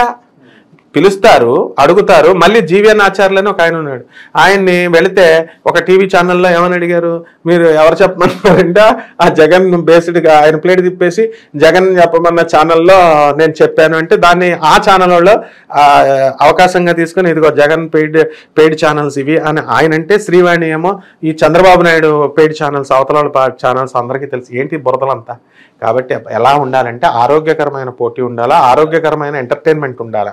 సెలబ్రిటీస్ జాతకాలు అవసరం లేదు, వాళ్ళ యొక్క విజయాలు అవన్నీ కూడా చేసి, ఇవన్నీ కూడా జ్యోతిష్యము అని అంటే నాట్ అప్లైడ్ టు వ్యక్తిగత జాతకాలు, ఇవన్నీ ఏం చెప్పక్కల్లా. అప్లైడ్ టు వ్యక్తిగత జాతకాలు కానప్పుడు వ్యక్తిగత జాతకాలను బట్టే జరుగుద్ది. మనిషి మరణించే టైం వచ్చినప్పుడు ఈ దోషాలు గేషాలు నివారణలు ఏం చెయ్యవు. వాడికి లారీ యాక్సిడెంట్లు ఎవడైనా పోవాలని ఉందనుకో, కొట్టి పడేస్తుంది అది డెస్టినీ. పూర్వకాలంలో నువ్వు ఇందాక అడిగిన ప్రశ్నలో పూర్వకాలం జాతకాలు చూపించుకోలేదండి, పెళ్ళిళ్ళు బాగున్నాయండి అంటే పూర్వకాలంలో జ్యోతిష్యం ఫెసిలిటీ లేదు, ఎవరు చెప్పేవాళ్ళు లేరు, ప్రజలు చెప్పించుకోవాలన్న ఆసక్తి ఎందుకు లేదంటే వాళ్ళంతా ఎడ్యుకేటెడ్ కాదు, మొరటగా ఉండేవారు, వెళ్ళేవారు, చేసేసేవారు. ఇప్పుడు ఆధునికత వచ్చేసింది, మోడర్నిటీ. కాబట్టి జాతకాలు చక్రాలు వేసుకుంటున్నారు, చూసుకుంటున్నారు, తెలివితేటలు ఎక్కువైపోయినాయి. ఎల్కేజీలో స్టూడెంట్ మీద పిల్లాడి మీద చూపించే శ్రద్ధ 10th క్లాస్ వచ్చేసరికి ఆడు చదువంతా చిన్నప్పుడే రుబ్బేశారు కదా, బేవర్స్ అయిపోతాడు ఇంటర్లో. వాడికి ఇంక ఇంట్రెస్ట్ ఉండదు. ఇంటర్ తర్వాత ఇంజనీరింగ్ లో అన్ని బ్యాక్లాగ్స్ ఎందుకు, ఐఐటీలో కూడా బ్యాక్లాగ్స్ ఎందుకు? ఎందుకంటే చిన్నపిల్లలకి యూట్యూబ్లు పెట్టి వాళ్ళే తిప్పుకునే పరిస్థితి వచ్చి సంవత్సరాలు యూట్యూబ్ ఓపెన్ చేసి వాడే చూసుకుంటున్నాడు. అంటే అత్యంతమైన ఇంకా టెక్నాలజీ ఇంకా పైకి పోయి చివరి అసమానతలకు వచ్చి ఇటువంటి లేనిపోని చర్యలకు దిగుతూ చిన్నపిల్లలకి ఫోన్లు ఇచ్చి యూట్యూబ్లు చూపించి దానిలో వాళ్ళ మొత్తం దానిలోకి లీనమైపోయే మనస్సు కూడా మొత్తం కలుషితం అయిపోయి చివరి ప్రపంచం అంతా కూడా ఆ విధంగా ముందరికి వెళ్తుంది. అందుకనే ఇచ్చంత ఈ మనం ఉన్న వ్యవస్థలో, కుటుంబ వ్యవస్థలో ఈ విచ్ఛిన్నాలు జరగటం అనేటిది ఎక్కువైతున్న కారణం ఏంటంటే ముఖ్యంగా ఈ సెల్ ఫోన్ల వల్లే. అప్పటి కాలంలో సెల్ ఫోన్లు లేవు కాబట్టి, ఎవరికి కమ్యూనికేషన్స్ లేవు కాబట్టి ఏవి జరగకుండా ఉన్నాయి. ఇప్పుడు అత్యంత ఖరీదైన టెక్నాలజీ ఏర్పడి వాటి కమ్యూనికేషన్ వ్యవస్థ ఎక్కువ ఏర్పడి ఇక్కడ జరిగింది ఎంబటి అక్కడ చెప్పడం, అక్కడ జరిగింది ఎప్పుడు ఇక్కడ చెప్పడం. అది వ్యాపారంలో కావచ్చు, కుటుంబంలో కావచ్చు, ఏదైనా కానీ ఏ రంగంలోనైనా కానీ ప్రతి మంచికి ఉన్నది, చెడుకు కూడా దాన్నే వాడుతున్నారు. అలా చాలా వరకు కొన్ని కుటుంబాలు కావచ్చు, వ్యాపారాలు కూడా విచ్ఛిన్నమైన కారణం అదే. అందుకని ఎంతవరకు వాడాలో ఏదైనా అంతవరకే వాడాలి. దాని ఒక సామెత కూడా ఉందమ్మా, దానికి ఏంటంటే అది అతి సర్వత్ర వర్జేయత్ అన్నాడు. అందుకని అతి ఎప్పుడు దేని మీద పెట్టుకోకూడదు, ఎంతవరకు ఎక్స్టెంట్ లిమిటేషన్ ఉండాలి ప్రతి దాని మీద. అది భోజనం మీద కావచ్చు, ఫస్ట్ భోజనం మీదనే అంటారు కదా అమితంగా తింటే విషయం అని చెప్పి. కాబట్టి ఏదైనా ఈ యొక్క నవగ్రహాలని హేళన చేస్తూ మాట్లాడుతున్నారు వీళ్ళు, జ్యోతిష్ శాస్త్రం లేదు ఇది అని. రావణ బ్రహ్మ లాంటి వాడే శనీశ్వరుణ్ణి గడుల్లో నుంచోబెట్టి గ్రహాలన్నీ ఉంటే శని ఎవరిని కేరే చేయడు అసలు. శని రావణాసురుడు నువ్వెంతరా అని చెప్పి పక్కకి మండోదరికి కొడుకు పుడుతుంటే, మేఘనాథుడు ఇంద్రజిత్తు పుడుతుంటే ఇటువంటి అల్పుడిగా నేను ఆయుధాయం ఇచ్చేదని చెప్పి ఒక్కళ్ళకి వెళ్ళిపోయి వాడు ఆయుక్షణం చేసేసాడు. శనీశ్వరుడు రావణాసురుడు ఆఫ్టర్ ఆల్ ఒక లెక్క కాదు, బ్రహ్మ విష్ణు మహేశ్వరుల్ని ఎదిరించాడు ఆయన. విష్ణుమూర్తిని ఎదిరిస్తే విష్ణువుకి శనికి కొన్ని వేల సంవత్సరాలు యుద్ధం జరిగింది. వెంకటేశ్వర స్వామి దగ్గర అసిస్టెంట్లని మా గురువు గారు ఒక ఆయన చెప్పాడు, అది పట్టుకుని టీవీ ఛానల్లో వీళ్ళకేదో మహాపండితుల్లాగా ఆయన ఏదో సరదాగా ప్రజలు నవగ్రహాలకు డబ్బులు ఖర్చు చేసుకోవద్దని చెప్పాడు. అలాగే అష్టమంలో రాహు ఉన్న ప్రతి వాడు కూడా ఉన్మాద అవుతాడు, మానసికంగా టెన్షన్ అవుతాడు. అర్ధాష్టమ రాహు ఆ పీరియడ్స్ గమనించాలి. మరి వ్యక్తిగత జాతకాలు గ్రహాలు లేవంటే చెప్తారేంటి? వేదంలో లేదు, వేదంలో ఉంటేనే చెప్పాలనుందా? వేదం అసలు ఏంటి? మనం అనుకున్నదే వేదాం. నేను చెప్పిందే వేదం అంటారు, అదనమాట. అలాగే ఈ యొక్క కేతు పట్టుకుంటే ప్రేతాత్మలు మరి నువ్వు తీసేయి వచ్చి చేతబళ్ళు గీతబళ్ళు లేవని చెప్పి హేతువాదం చెప్తున్నా సరే, మరి జనం ఎందుకు 300 మంది నాకు దెయ్యం పట్టుకుంది చేతబడి పట్టుకుందని వెళ్తున్నారు చెప్తే సరిపోద్దా? 2, 1 కేతు అలా చేస్తాడు, రాహు ఇలా చేస్తాడు, శని అటానమస్ ప్లానెట్ ఎవరిని కేర్ కూడా చేయడు. ఆ తర్వాత రాహువు రాక్షసుడయ్యండి సాక్షాత్ మహావిష్ణువుని నమ్మలేదు ఆయన. జగన్మోహన్ అవతారం ఎత్తి పాదరసం ఆ యొక్క అమృతాన్ని స్వీకారం చేస్తూ ఏ గ్రహాలు కూడా అవి ఎవరికి వాళ్ళే గొప్పవాళ్ళు పట్టుకొని పీడిస్తాయి అవి గ్యారంటీగా. వేణుస్వామి కాదు, 1 నెలలో నేను పంపించేస్తానని వాటి నుంచి ఎవరు తప్పించుకోవడానికి వీలు లేదంటారు, అసంభవం. అండ్ రెండవది ఏంటి తెలుసా, ఒక్క ఆఫ్టర్ ఇప్పుడు దాకా నేను మాట్లాడుతున్నాను, సడన్ గా హార్ట్ అటాక్ వస్తుంది. ఎందుకు వస్తుంది? గ్రహాలు. జ్వరం వస్తుంది. ఎందుకు వస్తుంది? గ్రహాలు. ఇప్పుడు లెక్చర్స్ ఇచ్చే వాళ్ళందరూ కూడా చచ్చిపోయేటప్పుడు నన్ను రక్షించేవాడు ఎవడరా బాబు అనుకుని వాడు ప్రైమ్ మినిస్టర్ అయినా చీఫ్ మినిస్టర్ అయినా ఎవరైనా సరే వాళ్ళు హాలూసినేషన్ లోకి వెళ్ళిపోతారు, ఇల్యూషన్స్ లోకి వెళ్ళిపోతారు. వాళ్ళకి కొన్ని సౌండ్స్ వినబడతా ఉంటాయి, కొన్ని యమపట్టులు అలాంటి వాళ్ళు కనబడతారు. ఇదంతా సైన్స్, ఇది అంత ఆషామషి వ్యవహారం కాదు. గ్రహాలు లేవు, గ్రహాల ప్రభావాలు ఉండవు. ఈయనెవడ కోసమో శాస్త్రం లేదు, జ్యోతిష్ శాస్త్రం వేదాల్లో లేదు. What is all this nonsense? ఈయనెవడు? ఈయన ఒక మనిషి. ఈ డిబేట్లు పెట్టేవాళ్ళు మామూలు మనుషులు. ఏమైనా అధర్వణ వేదం చదివాను? నేను చదివాను. నువ్వేమైనా సైన్స్ ప్రొఫెసర్వా? నేను సైన్స్ ప్రొఫెసర్ని, ఫిజిక్స్లో ప్రొఫెసర్ని. నేను చెప్తున్నాను. సో మీ వ్యక్తిగత కక్షలతో మీ వ్యక్తిగత దీంతో జ్యోతిష పండితులు అందరికీ కూడా ఇబ్బంది పెడుతున్నారు. చిన్న పండితులు పాపం సాంప్రదాయబద్ధంగా వాళ్ళ తాతల దగ్గర నుంచి తండ్రుల దగ్గర నుంచి నిష్టగా ఉంటూ 10 రూపాయలు కూడా ఇవ్వకపోతే పోలేరా అని చెప్పే ఫ్రీ జ్యోతిష్కులు కూడా ఉంటారు. ఈయన కూడా 10,000 తీసుకుంటున్నాడని, వేరే వాళ్ళు ఎవరో తీసుకుంటున్నారని, ఇలాంటి వాళ్ళు ఇలాంటి చీడపురుగులు అంటాం వీళ్ళని. ఇలాంటి వాళ్ళు ఒక 5% ఉంటే 1% ఉంటే 5% ఉంటే 95% తిండి లేక అదే వృత్తిని పవిత్రంగా భావన చేస్తూ అభ్యాసం చేస్తూ ఉపవాసం చేస్తూ ఉపదేశాలు తీసుకుని ఉపాసన చేస్తూ వీళ్ళు ఉన్నవాళ్ళు వీళ్ళందరికీ చెడ్డ పేరు. ఏమీ చేయని దానికి శాస్త్రం భుక్తి పెడుతుంటే నీ ఫీల్డ్ నువ్వు అంటే ఊరుకుంటావా? నువ్వు ఊరుకుంటున్నావు. నువ్వు మీడియా ఫీల్డ్ని నువ్వు తక్కువ చేసుకుంటున్నావు. కానీ జ్యోతిష శాస్త్రం నువ్వు తక్కువ చేసినా కూడా చీప్గా చూడబడనిదే శాస్త్రం, అదే జ్యోతిష్ శాస్త్రం. 100 మంది వచ్చి జ్యోతిష్ శాస్త్రం లేదని సరిపోద్దా? పొట్టి శ్రీరామ్ యూనివర్సిటీలో ఎందుకమ్మా కోర్స్ పెట్టారది? లేకపోతే అనేకమైనటువంటి ఫారిన్ యూనివర్సిటీస్ ఇన్కార్పొరేట్ చేశారు. వాళ్ళకి తెలీదా? వాళ్ళకంటే మేధావులా మీరు? వైస్ ఛాన్సలర్లా మీరు? రిజిస్ట్రార్లా? ప్రొఫెసర్స్ మీటింగ్స్ జరుగుతాయి. మీటింగ్స్ జరిగినప్పుడు మేమంతా డిస్కషన్ చేసి అవన్నీ ఇన్కార్పొరేట్ చేస్తాం. సో వీళ్ళు మాత్రమే ఏదో మీడియాలో కనబడే 2 తలకాయలు, ఈ జ్యోతిష్కులు కనబడే 2 తలకాయలు చూసి వీళ్ళు శాస్త్రాన్ని డిసైడ్ చేసేసి సైన్స్ ని డిసైడ్ చేసేస్తే హేతువాదులో 2 తలకాయలు వస్తాయి మీటింగ్లకి. పని పట్టాలని మీటింగ్లు అంటారు వీటిని. వీటి వల్ల అవుట్పుట్ ఏముండదు, జనానికి ఉపయోగం ఉండదు. జనానికేమో ఆహా ఓహో అంటారు. పూర్వం నారద మహర్షి అంటే ఎవరనమాట? ఈ మీడియా అనమాట, పొలలు పెట్టడం అని. నారదుడు లోక కళ్యాణం కోసం చేశాడు, ఈ మీడియా అలా చేయట్లా. కాబట్టి వైఖరి మార్చుకోవాలా. ఒకళ్ళు ఇచ్చేసుకోవడాలు, హేళన చేసుకోవడాలు, కేసులు పెట్టి అంటే వీళ్ళ మీద కేసులు పెట్టేయండి అంటున్నారు. మరి శాడిజం అని నువ్వంటూ ఇతరుల మీద శాడిజం మీరు కూడా అడుగుతున్నారుగా. Is this the thing? Is this the నువ్వు హిందూ అనుకున్నప్పుడు హిందూ యొక్క ఇదే ఉండాలి, క్షమాగుణం ఉండాలి. ఎక్కడుంది నీకు? నువ్వు వేరే మతాలను విమర్శిస్తావు, ఇంకో మతాలను కాదంటావు. ఒక హిందూ క్రిస్టియానిని ఒప్పుకోడు, క్రిస్టియన్ ముస్లింని ఒప్పుకోడు. What is all this? This is a secular country. Right to vote and right to speech is our హక్కు ఉంది జనానికి. ఈక్వల్ అంతే. హద్దులు మీరారు కాబట్టి కోర్టులు ఎందుకయా? పోలీసులు ఎందుకు? పోలీసులు కూడా వాళ్ళు పోలీస్ ఆఫీసర్స్, డీజీపీస్ నా ఫ్రెండ్స్ ఉన్నారు, కమిషనర్స్, వాళ్ళంతా కూడా వాళ్ళు ఏమంటారు? మేము కూడా ఎంత వినయంగా చెప్తారు వాళ్ళు, మేము కూడా ప్రజల నుంచి వచ్చాము సార్ అంటారు. ప్రజల ముందు మీరే వెళ్ళండి, మీటింగ్ పెట్టండి. ఈ కంప్లైంట్లు అంటే మీకు చేతకాకే కదా మీటింగులు పెడుతున్నారు. మీరు పిలవండి, వేణుస్వామి ఇంటికి వెళ్ళండి, ధర్నా చేయండి. లేకపోతే వేణుస్వామి దగ్గరికి వెళ్ళి పిలిచి మరి ఎక్స్ప్లెనేషన్ ఇచ్చి మీకు మీరే కట్టడి చేయొచ్చు కదా. అది చేత కాదు. ఆమె చక్కగా చెప్పిన తర్వాత దానికి సమాధానాలు లేవు మన దగ్గర, ఎవరి దగ్గర లేవు.